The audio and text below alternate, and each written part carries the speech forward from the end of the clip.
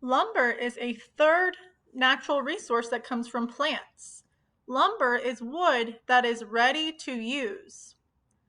First, we have a tree, then the tree is cut down, and finally, the wood from the tree is ready to be used as lumber. Once the wood is ready to be used, it can turn into many things that we use every day. Lumber turns into your kitchen tables or our desks. It turns into picnic tables. It builds our houses and our apartments. And it also can be turned into paper and pencils that we use to write and draw.